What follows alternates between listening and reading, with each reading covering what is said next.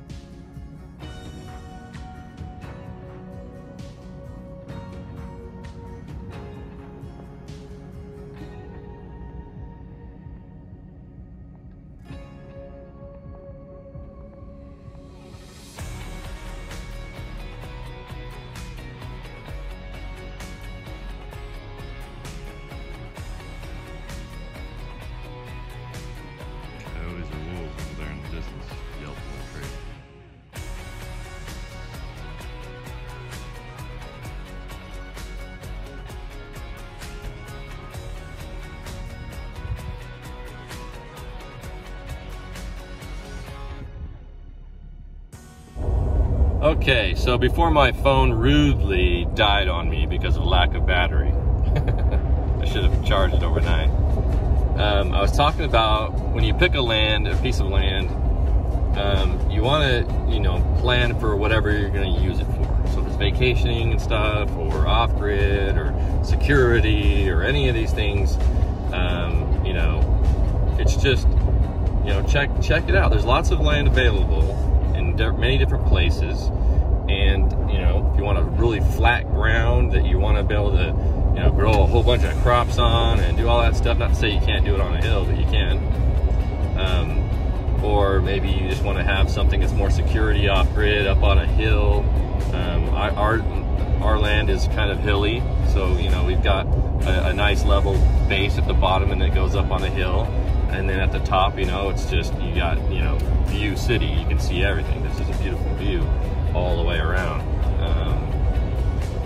And the reason why I picked mine is that I felt like it would be nice to have cabins, not just because I assumed there would be a nice view there, but because it's positioned in between two kind of mountain, kind of hill, kind of mountain things, right?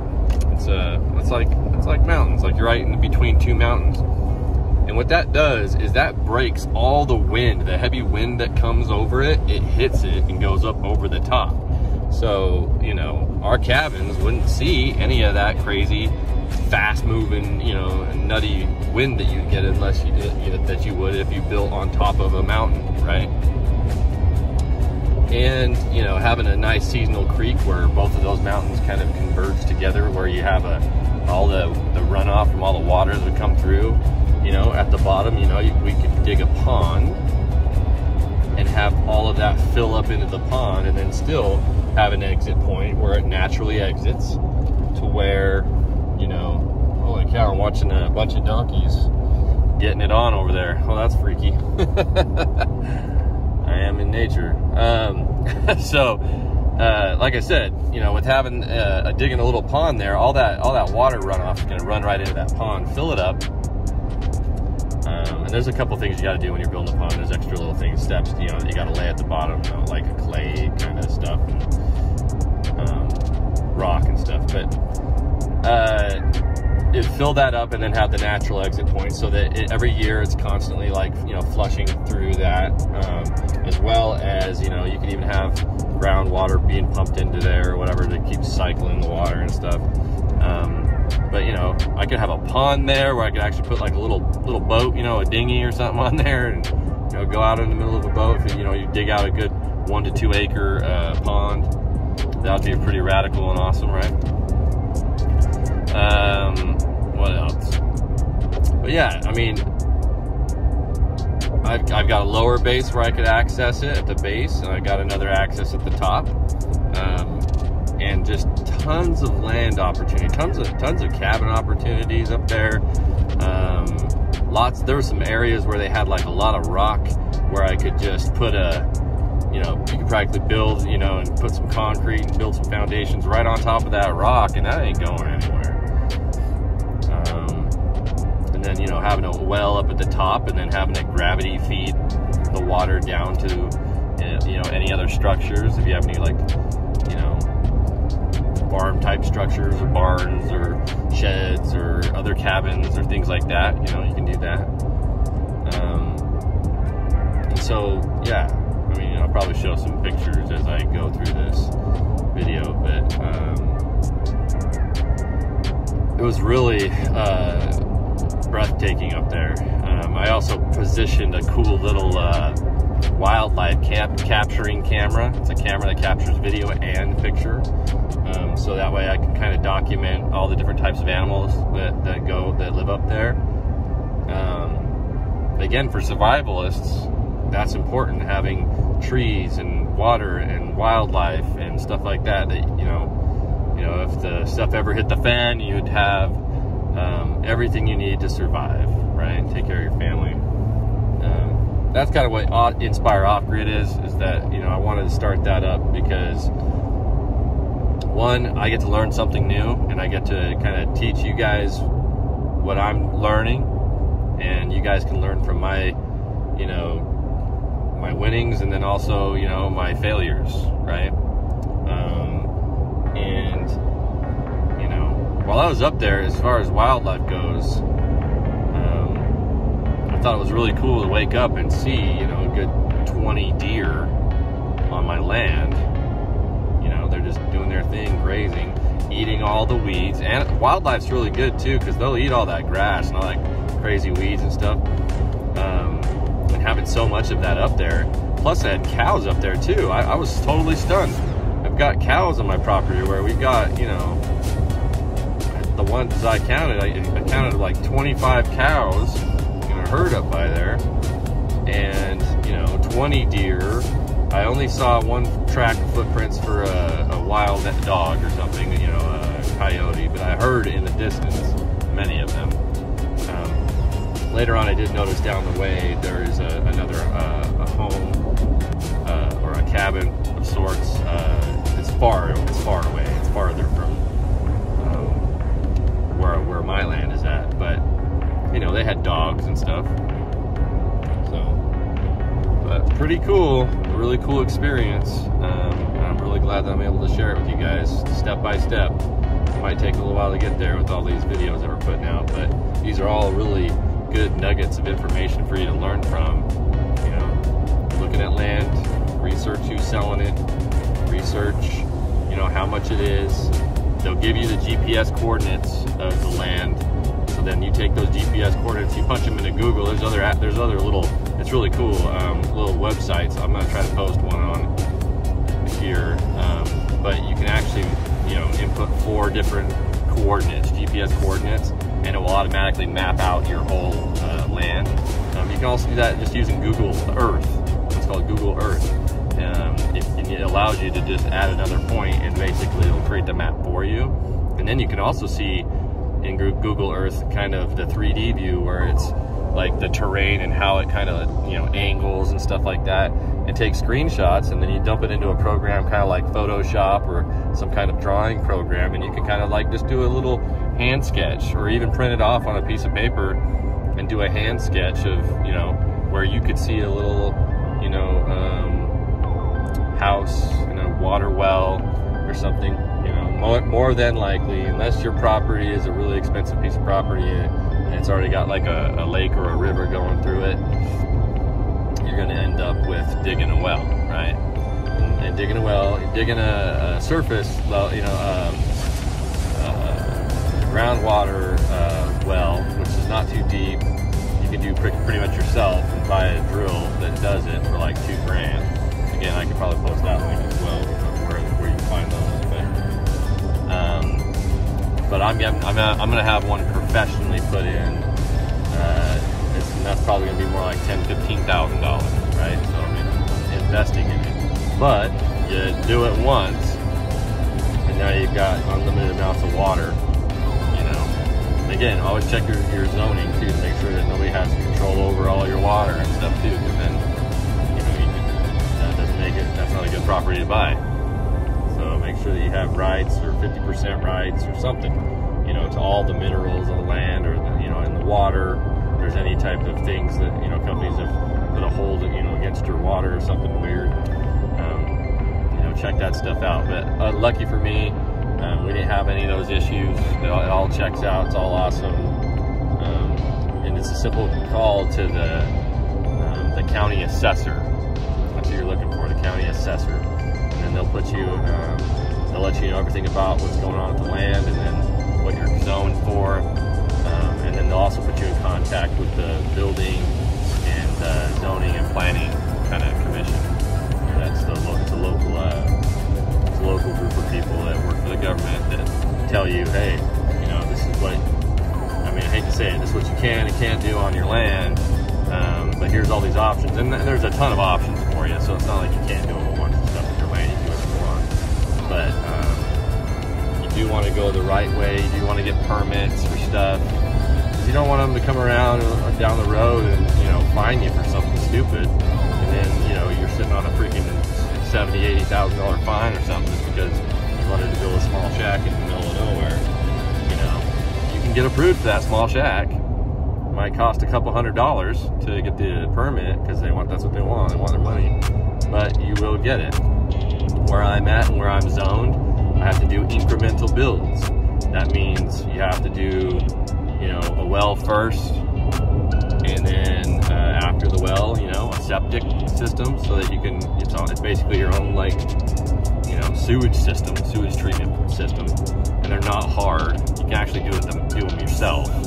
You just got to make sure that they're up to code, and that you get a buddy that's an inspector or somebody, or even they're even pretty cheap to hire to come out and just look at it and be like, oh yeah, that's up to code, that's good to go.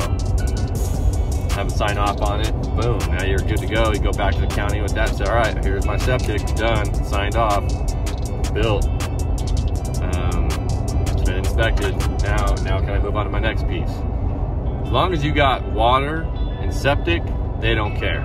You can do whatever you want next. You can do a cabin, a small cabin, A-frame cabin or whatever, or you can do, you know, power, solar power, or if you're close enough to the grid, you can pipe into the grid. That might cost you a little bit of money depending on how far you are from the grid.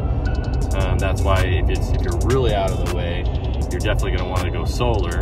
And solar is really not that bad either. I mean, if you got enough money to where you're investing in, you know, a plot of land or something like that, then you probably got enough money to save up for a year and, you know, buy $10,000 worth of solar panel and battery. And you don't even need that much. That's if you want to live on the land full time. And then that kind of setup is about what it's going to cost you. You can actually do one that's even cheaper, around $1,000, $2,000, possibly even cheaper than that if you really want to be stingy with the power.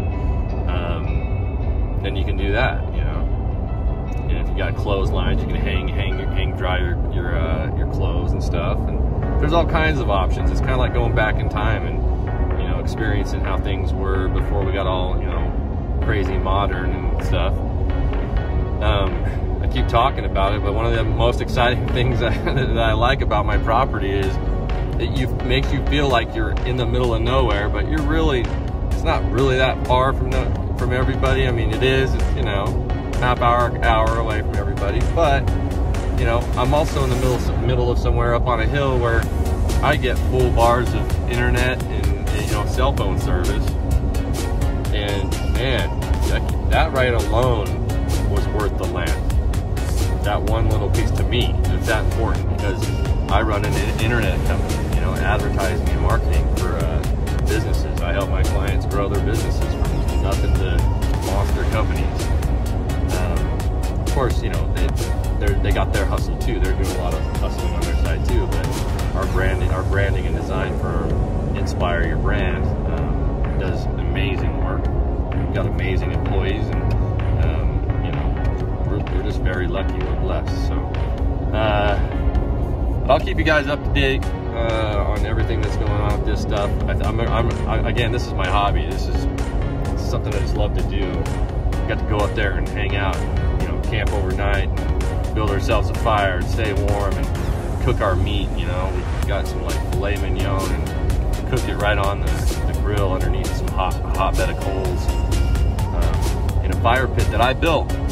You know, some beautiful rocks around it, made it look really cool. It was awesome.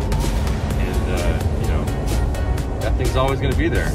In case I ever want to go park up there, I already got a fire pit ready to go. Everything's ready to go, and you know. And then as I clear that land, I want to really grade that land and put a nice big road in there, because as you can see, that road is, you know, it's only big enough for like a pickup truck, any four-wheel drive car or truck, you know. I want it to be wide enough that if I want to have a family member or somebody that's got a Winnebago or something that want to come up, that they can pull right in, you know, and pull right up onto the land, and you know, park in a specific, you know, park area, and then also back it up, turn it around, and go back. That way they're not experiencing any issues or getting stuck or anything like that. So, but yeah, plan all that stuff out. It's your land. You know, get a tractor, $4,000 to $6,000, maybe even $10,000 if you want a brand new one. You're fancy.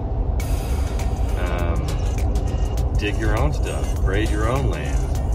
You know, have fun with it. All right, I've talked enough. We'll talk to you later. Thanks. But I'm super excited that I got to make it up and check this place out. And I don't know, it's like every time I leave it, I always feel sad a little bit. But when I come back up here, it's just really exciting, you know.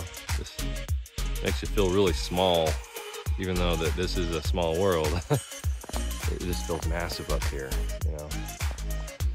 Nothing but, you know, trees and bushes and open fields and rock, movable rock too, where I could take a lot of these rocks that are on the land and, you know, make like little pathways to, you know, cabins and things like that. So it's really cool.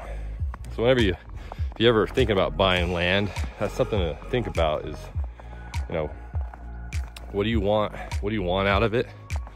What are you looking to accomplish with it? You know, because those are the big deals, right? I mean, if you're looking just to have off-grid, you know, camping or cabin or something like that, you know, buying these little patches of rural land is great for that.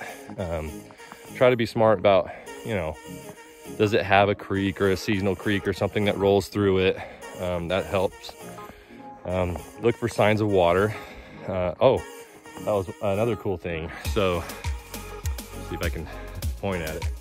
Maybe down around here, in this area over here, there's it looks like signs of a natural spring. So there's a natural spring here, and that's a huge benefit. Natural spring water. I have mineral rights and everything on my land, so that's another thing to look into. If you have rights to the minerals below the land.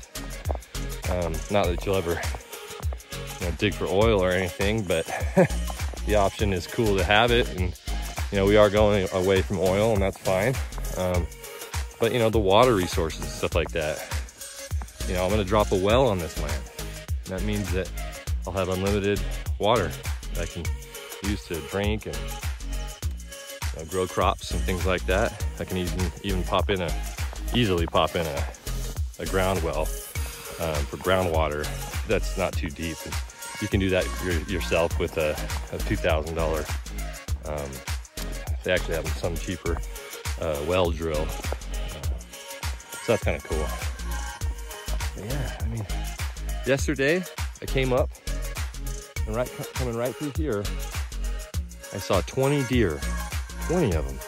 Usually the most I've ever seen really out here in California at time when we're going to camping and stuff was about like 8, you know. There's 20 of them up here. Yesterday I was surrounded by a herd of cattle. A lot of cows come up here. I saw coyote footprints in the ground. No signs of mountain lions or anything like that yet, knock on wood, around here somewhere. But even if there are, you know, it's good to have protection on you, which I do. And you know, when you're on your land, you can do those kind of things.